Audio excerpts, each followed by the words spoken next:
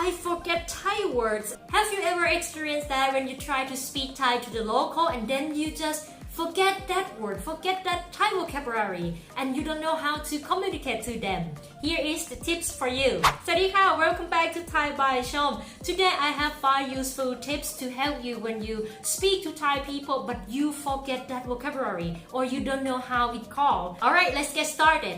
Number 1. Use the word this one, that one, over there. When I start learning English, also I sometimes struggling figure out the vocabulary because I don't know how does it call. So I just use this one, that one, over there. In Thai language as well, you can say un-nii, un-nán, un-nóhn when you don't know how does it call. If you learn Thai for a while, you may know that in Thai language we have classifier, the unit word to call people, animal, object, and so on. We have like tons of words. However, don't be panic or worry if you don't know.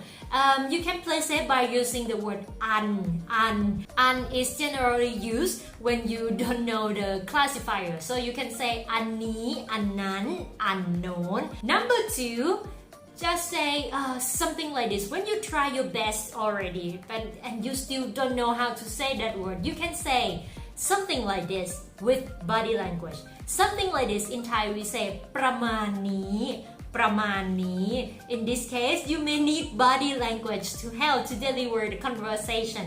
For example, you try to explain something ประมาณน นี้ ประมาณน นี้ and use your body language.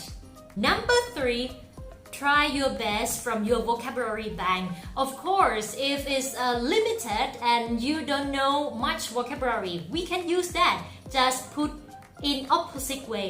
What I mean is, for example, you already know the word beautiful. In Thai, we say สวย but how to say ugly? You just add ไม่ in front of it.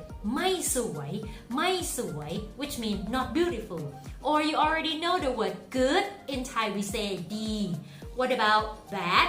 You can say ไม่ดี Expensive? In Thai we say แพง But how to say it's cheap? You can say ไม่แพง Number 4. Just ask the local. They're willing for help for sure. So if you're struggling on figure out how to say this in Thai, just ask your Thai friend or the local who you speak with.